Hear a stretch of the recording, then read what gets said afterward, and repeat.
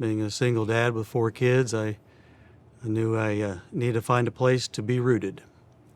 And started coming here, and a few years after that, I met this lovely lady here, and we started attending church here together. Our second date was at Union Chapel. And it's been very important to us throughout the years. And at the time we started dating, I was a single mother with 1 child. So thus together we had 5 kids that we started to raise at Union Chapel. And as the parents of 5 children, certainly had its challenges, but Union Chapel gave us a home.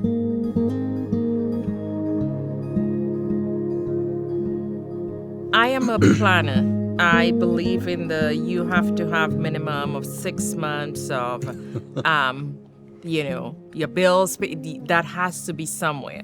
And I remember Randy and I having this conversation, and I will share. I mean, I grew up in a Caribbean island in poverty. I mean, my mom was a single mother of 10 children. I was the first girl and the 3rd child. There was always the tendency for me to hold on to a savings, hold on to this. And when we talk about our spiritual journey, Randy was a little bit more good about taking chances, but it was also his faith in God to say He will provide. It's okay to let go. It would be okay to have 3 months of saving in the bank and not 6. So for me, part of that was recognizing that in order for you to be, just when you're being generous and talk about the open hand to give, it's also to receive.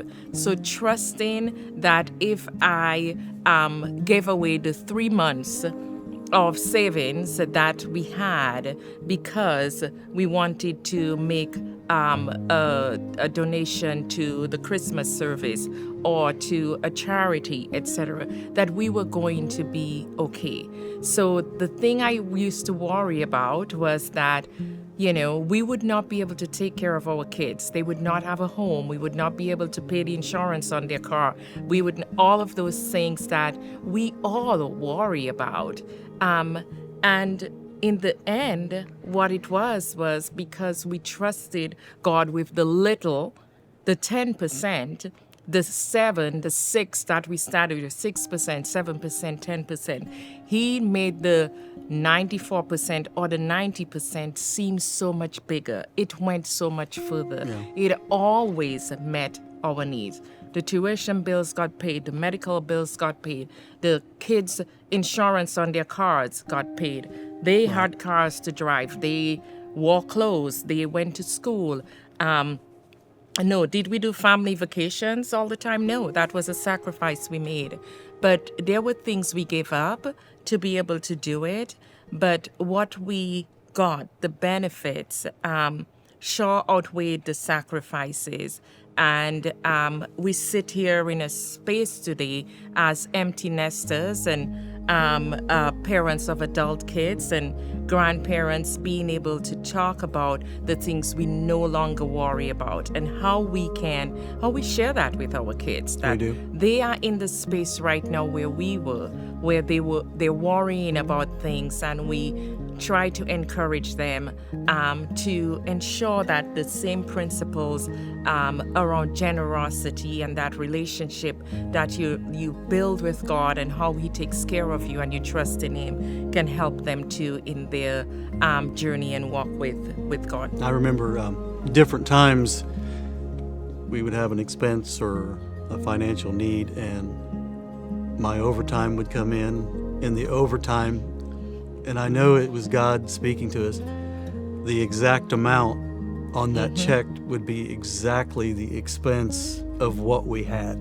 Yep. And I remember times I would show that to her, and we would just sit there looking at each other, thinking, what are the odds? And we would just say, but God always has stepped in our lives and,